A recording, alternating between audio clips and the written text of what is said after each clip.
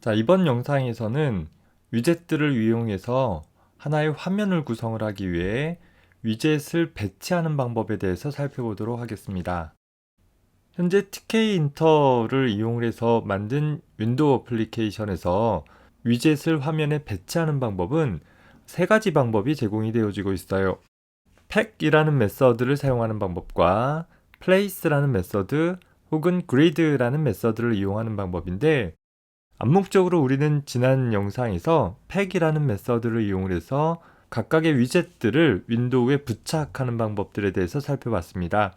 이 팩이라는 메서드는 현재 위젯들을 블럭으로 구성을 해서 상위 컨테이너에 부착해주는 방법이라면, place라는 메서드는 현재 위젯을 상위 컨테이너의 절대 위치에다 부착을 해주는 방법이 됩니다. 절대 좌표를 이용을 해서 배치할 수 있다라는 측면에서는 다소 간단한 배치가 가능할 것 같긴 하지만, 한번 배치해 놓고 나서 그 구성을 변경할 필요가 있을 경우에는 각각의 위젯에 대한 좌표 값들을 다 따로 지정을 해줘야 한다라는 점에서는 다소 좀 번거로울 수 있는 방법이 될 수 있겠죠. 자, 반면에 grid라는 메서드는 현재 위젯을 표 구조를 갖고 있는 상위 컨테이너에 부착하도록 해서 소위 하나의 표 형태로, 마치 박스를 쌓아놓는 표 같은 형태대로 화면을 구성을 하고자 했을 때 유용하게 사용을 할 수 있는 배치 방법이기도 합니다. 자, 먼저 팩이라는 메서드에 대한 사용 방법을 살펴보도록 할게요.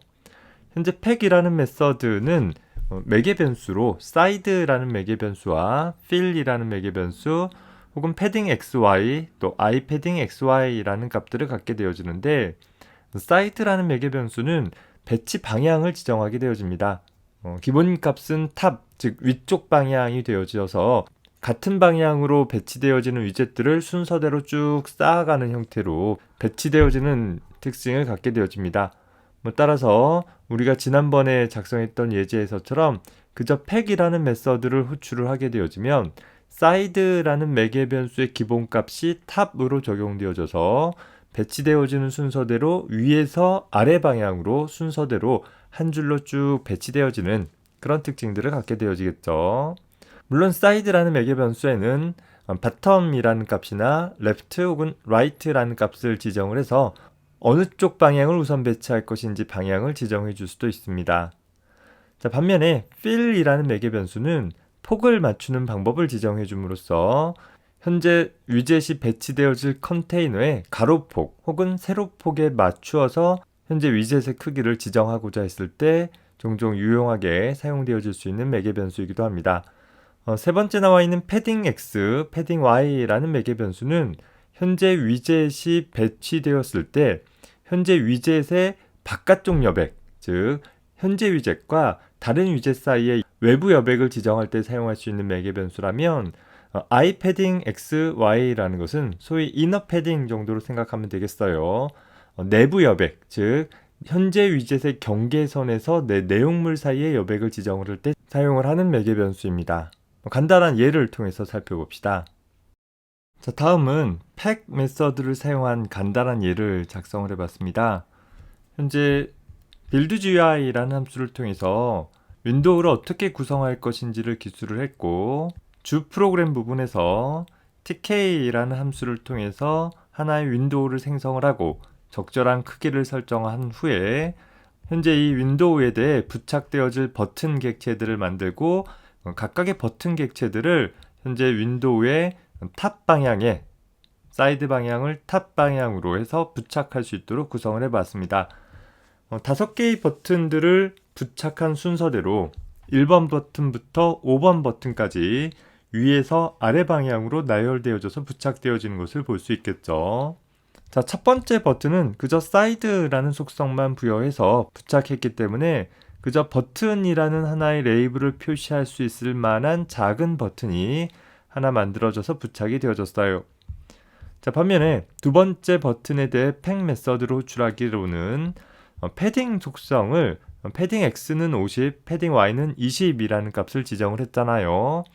따라서 현재 이 버튼을 기준으로 해서 위아래 방향으로는 약 20픽셀의 여백이, 좌우 방향으로는 50픽셀의 여백이 확보되어진 채로 배치가 되어진 것입니다. 자, 위아래라 함은 2번 버튼 입장에서 1번 버튼과 3번 버튼 사이에 각각의 여백을 나타낼 것이고, 좌우 여백이라는 것은 현재 이 좌우에는 다른 요소들을 갖고 있지 않기 때문에 사실 50이라고 지정한 값이 의미는 없겠죠.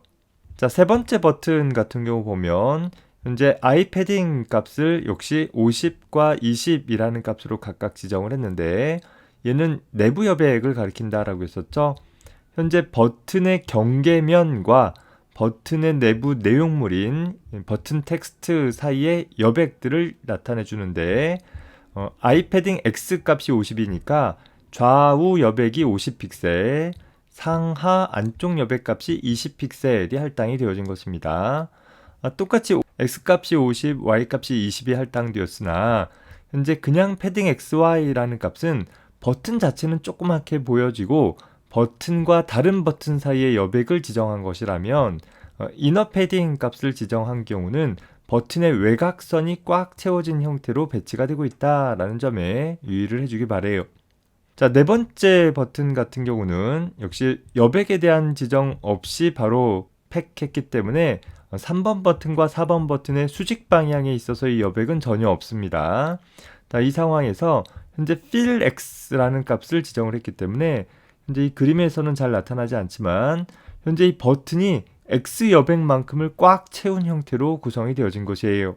반면에 다섯 번째 버튼 같은 경우는 x 방향으로 꽉 채우기는 했지만 바깥쪽 여백과 안쪽 여백을 각각 지정을 한 경우가 되겠죠.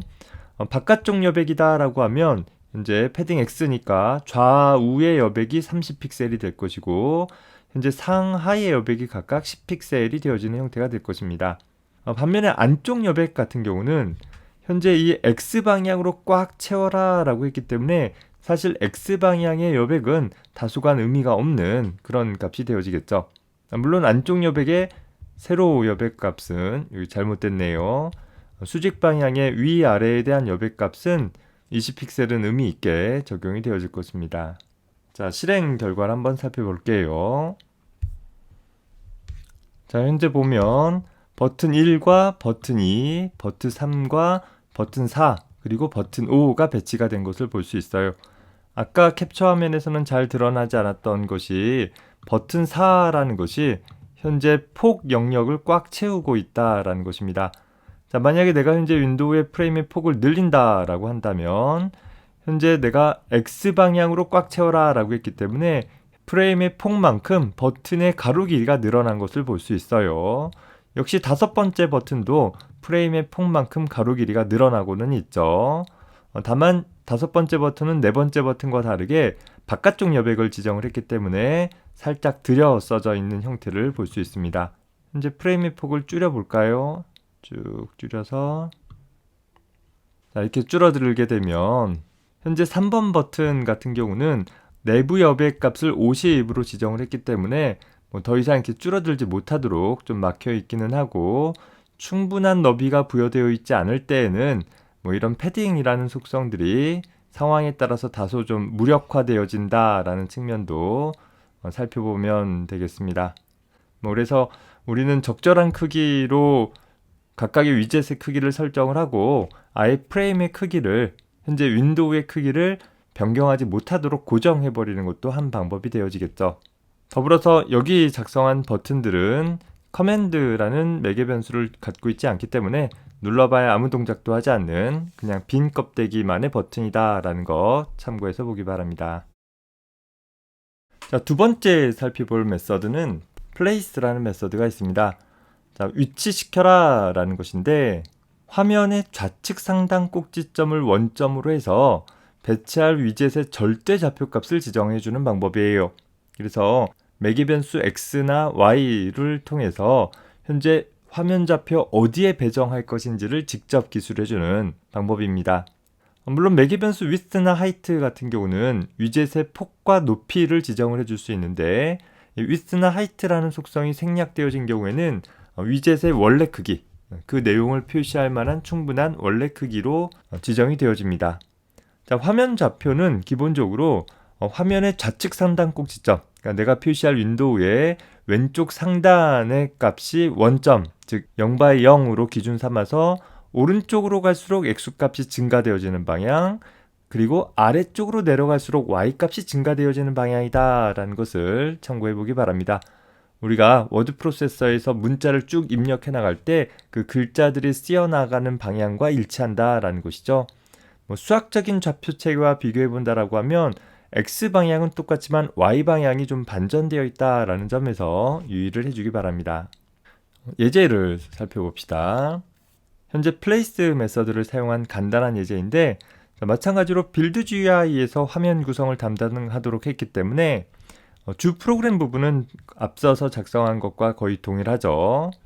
현재 TK라는 함수를 통해서 윈도우 객체 얻고, 그 윈도우 객체에 대해서 크기 값 설정한 후에 빌드 GUI라는 함수를 통해 가지고서 그 윈도우에 부착되어질 버튼 객체를 만들어내고, 그 버튼 객체들을 적절히 위치시키도록 하기 위해서 앞서서는 팩이라는 메서드를 이 자리에 소출을 했었는데, 이제는 각각의 버튼 위젯에 대해 place라는 메서드를 통해서 x, y 값을 지정해서 어디에 배치할 것인지를 일일이 지정을 해주고 있는 것입니다. 앞서서 화면 좌측 상단 꼭지점을 0by 0이라고 표현을 했잖아요. 그래서 버튼 1번 같은 경우에는 0by 0 자리, 즉 화면 좌측 상단 꼭지점을 딱 맞닿은 자리에 하나의 버튼 객체가 표시가 되어지는 것이라면, 버튼 2번 같은 경우에는 40by 20 자리에 현재 대략 떨어진 것이 이 정도가 40픽셀, X방향으로 40픽셀, Y방향으로 20픽셀만큼 떨어진 지점에 버튼 2가 출력이 된 것이고, 역시 버튼 3번 같은 경우는 40by 40, 즉 X 위치는 같고 Y 위치는 더 늘어났잖아요. 그래서 버튼 2보다 더 아래쪽에 같은 X축 좌표에 출력이 되어지는 것을 살펴볼 수 있는 것입니다. 이렇게 우리가 꼼꼼하게 내가 원하는 좌표 값들을 일일이 지정해 가지고서 화면을 구성할 수 있다라는 측면에서 본다면 다른 방법보다 다소 정교한 배치가 가능하기는 해요. 하지만 내가 예를 들어서 이렇게 복잡하게 배치를 해놨는데 버튼 1번과 버튼 2번 사이에 다른 위젯을 하나 더 추가할 일이 생겼다라든가, 혹은 버튼 1번을 삭제할 일이 생겼다라고 한다면 뭔가 전체적인 배치 상태가 흐트러져 버리게 될 것이고, 그에 따라 모든 위젯에 대한 배치 좌표 값을 일일이 다 바꿔줘야 한다라는 점에서는 다소 좀 불편함이 있을 수 있는 배치 방법이 될 것입니다. 자, 그래서 다음으로는 그리드 메서드를 이용한 배치에 대해서 좀 살펴보도록 하겠습니다. 자, 그리드 메서드를 이용한 배치는 화면 영역을 다음과 같이 모눈조기 형식으로 쭉 나눠 놓고, 내가 배치할 위젯을 현재 어느 그리드에, 그러니까 어느 영역에 배치할 것인지를 지정해 줌으로써 절대 좌표를 사용하는 플레이스 메서드보다는 조금 더 유연한 배치를 구성할 수 있도록 해볼 수 있는 방법입니다. 현재 그리드 메서드의 매개 변수로는 row나 column이라는 매개 변수가 전달되어져서 현재 배치되어질 row 컬럼 값, 즉 row 값은 몇 번째 줄에 해당하느냐라는 것을 나타내는 것이고, 컬럼 값은 몇 번째 칸에 나타나느냐라는 것을 나타내 줍니다. 다시 말해서 이 부분 보면 이 줄은 모두 다 0번 로우인 부분이겠죠. 반면에 이 줄은 모두 다 1번 컬럼이 되어진다라는 것입니다. 특히 스티키라는 매개 변수를 통해서 그 할당받은 영역 안에 어느 방향에 치중해서 정렬되어질 것이냐라는 것을 동서남북에 대한 조합 NESW의 조합을 가지고서 배치 방향을 지정해 주기도 합니다. 간단한 예를 살펴보면, 현재 빌드 GUI라는 함수에서 윈도우에 부착할 3개의 버튼을 만들었고, 이 3개의 버튼을 윈도우에 배치하기 위해서 그리드라는 메서드를 사용을 했어요. 현재 보면 row라는 매개 변수와 column이라는 매개 변수를 사용을 하고 있는데, row가 같다라는 것은 같은 줄에 배치되어지는 위젯이다 라는 것이죠. 현재 보면 1번 버튼과 2번 버튼이 0번 row로 첫 번째 줄에 배치가 되어져 있는 반면 3번 버튼은 1번 row에, 즉 0번 다음 줄에 배치가 되어져 있는 것을 볼 수 있습니다. 더불어서 컬럼 번호가 같다라는 것은 이제 같은 칸에 배치되어진다라는 것인데 1번과 다르게 2번, 3번은 1번 컬럼에 배치되어 있어서 2번, 4번 버튼은 다시 수직 방향으로 자동으로 정렬되어진 형태로 배치를 해낼 수 있게 되는 것이죠. 자, 그리드 메서드를 사용한 경우와 플레이스 메서드를 사용한 경우 보면 배치된 형식은 거의 비슷해요. 하지만 이 플레이스 메서드는 중간에 새로운 요소를 하나 삽입하거나 삭제한다라고 했을 때 모든 요소에 대한 좌표 값들을 다 다시 수정해줘야 하는 일이 발생되어지는 데 반해서 현재 그리드 메서드 값은 그저 로우 컬럼 값만 바꿀 수 있으면 좀 더 유연하게 배치를 해낼 수 있다라는 장점이 생기게 되는 것입니다. 자, 이상으로 기본적인 배치 메서드 3가지에 대해서 간단하게 정리를 해봤습니다. 우리가 어차피 이번 학기에 복잡한 구성을 다루는 것은 아니기 때문에 이 3가지 메서드에 대한 차이점 정도 기억을 할 수 있었으면 좋겠고, 여러분들이 하나의 화면을 구성을 할 때 이런 기본적인 메서드들을 이용해서 그저 단순하게 일렬로 나열하는 배치가 아니라 내가 원하는 좀 더 2차원적인 구성들을 해나가 볼 수 있는 연습들도 같이 해볼 수 있기 바랍니다. 자, 물론 화면 구성이 굉장히 복잡해진다라고 한다면 앞서서 다뤘던 3가지 메서드 중 어느 하나만을 이용해서 구성하는 것이 다소 좀 불편할 수도 있고 번거로울 수도 있고 어려울 수도 있을 것입니다. 자, 이런 경우에 우리가 취해 볼 수 있는 것이 프레임이라는 위젯을 하나 사용을 해 볼 수 있을 텐데, 이 프레임 위젯은 배치를 하기 위한 하나의 쟁반과 같은 위젯이다 라고 생각하면 되겠어요. 예를 들어서 내가 식당에 갔는데 식당에서 배식을 받아서 음식을 먹는다 라고 가정을 해봅시다. 내가 밥이나 국이나 반찬 같은 것들을 원하는 그릇들을 가져올 수 있다 라고 했을 때 내가 개별적인 그릇들을 하나씩 들고 다니면 굉장히 번거롭고 불편할 거잖아요. 그것을 위해서 우리는 쟁반을 준비를 하고 쟁반 위에 필요한 그릇들을 올려놓고 한 번에 움직일 수 있다라고 한다면 배치를 위해서 굉장히 유연하게 선택을 해볼 수 있을 것입니다. 예를 들어서 내가 식당에서 서빙 아르바이트를 한다라고 했을 때 특정 손님에게 배정해줘야 될 그런 반찬 그릇들을 미리 쟁반에 담아 놓을 수 있다라고 한다면 손님들이 왔을 때 그저 쟁반들을 손님 앞에 하나씩 갖다 놓는 행위만으로 기본적인 상차림을 금방 끝낼 수 있다라는 것이죠. 그래서 그런 쟁반 역할을 하는 위젯이 프레임이라는 위젯이다라는 거예요. 앞선 예제와 같이 하나의 계산기 프로그램을 만든다라고 했을 때 공통의 배치 방법을 갖고 있는 것끼리 별도의 프레임에 담아 놓을 수 있다라고 한다면 결과적으로 이 프로그램은 하나의 숫자 패드를 갖고 있는 부분과 연산자 부분을 갖고 있는 부분, 그리고 표시창을 갖고 있는 부분, 크게 보면 3덩어리로 나뉘어 볼 수 있겠더라라는 거예요. 이렇게 같은 방식으로 배치할 위젯들을 하나의 그룹으로 묶을 때 유용하게 사용이 되어지는 것입니다. 거꾸로 얘기해 본다면 하나의 프레임 위젯 안에는 하나 이상의 다른 위젯들이 포함되어져서 사실 프레임도 위젯이니까 프레임 안에 또 다른 프레임이 포함되어질 수도 있을 것이에요. 좀 더 복잡한 화면 구성을 할 때 유용하게 사용할 수 있다 정도 기억해 둡시다. 예제를 살펴봅시다. 자, 현재 보면 앞선 예제들과 마찬가지로 윈도우 객체 생성하고 적당한 크기 설정한 다음에 buildGUI라는 함수를 통해 가지고서 화면 구성을 담당하도록 했어요. 자, 여기서 보면 팩이라는 메서드를 통해서 현재 윈도우에 각각의 위젯들을 부착하도록 했는데, 앞선 예제와 다른 점은 현재 윈도우에 포함되어질 하나의 프레임 객체를 만들어낸 것이죠. 그리고 그 프레임 객체를 윈도우에다가 패킹한 것이에요. 자, 그리고 나서 버튼 1, 버튼 2라는 이 2개의 버튼을 만들었는데, 이제 이 2개의 버튼은 어디에 소속된 것이냐면 이제 앞선 예제와 다른 점이 이 부분이죠. 윈도우에 포함되어진 버튼이 아니라 여기서 만든 프레임에 포함되어지는 버튼으로 구성을 했다라는 거예요. 더불어서 패킹하기를 사이드 레프트라고 했으니까 왼쪽 우선으로 배치를 해서 가장 왼쪽에 버튼 1이, 그 다음 오른쪽에 버튼 2가 수평 방향으로 배치할 수 있도록 구성을 해본 것입니다. 자, 그리고 나서 버튼 3은 다시 윈도우에 배치되어질 버튼 3을 만들어 놓고 그저 팩했기 때문에 수직 방향인 프레임 아래쪽에 버튼 3이 오는 형태가 되어지겠죠. 자, 프로그램을 실행을 해보면 자, 다음과 같은 화면 구성이 될 거예요. 현재 3개의 버튼이 만들어져 있는데 1번 버튼과 2번 버튼은 어떻게 돼 있어요? 좌우 방향으로, 그러니까 가로 방향으로 배치할 수 있도록 하기 위해서 프레임에 할당이 된 거예요. 우리 눈에 프레임 자체는 보이지 않지만 여기 하나의 프레임이 부착되고 있는 것이고 그 프레임 밑에 버튼 3이 부착되어 있는 것이죠.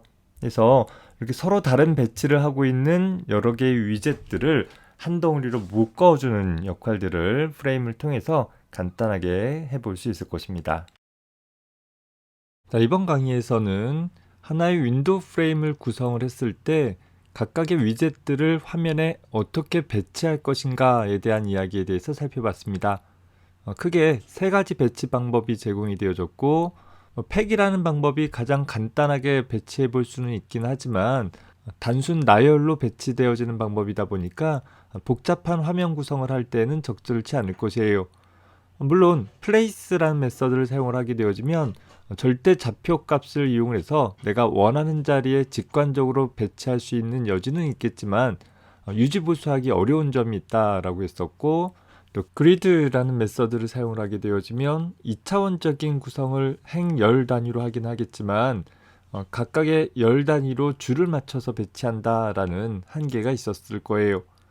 따라서 우리가 복잡한 화면 구성을 갖고 있는 윈도우를 작성을 할 때에는 이렇게 어느 하나의 배치 방법만 사용을 하는 데에서는 모두 다 한계에 직면하게 되어질 것이고, 따라서 화면 구성 방법에 따라서 다양한 배치 방법들이 조화롭게 어우러져서 사용되어져야 할 것입니다. 이를 위해서 우리는 프레임이라는 위젯을 사용을 해서 하나의 같은 배치 방법을 사용을 하는 위젯들끼리 별도의 프레임으로 묶어서 구성을 하게 되어지고, 프레임 위젯들을 하나의 전체 윈도우를 구성을 할 때 다시 배치해주는 그런 과정들을 이용을 해볼 수 있을 것입니다. 참고하기 바랍니다.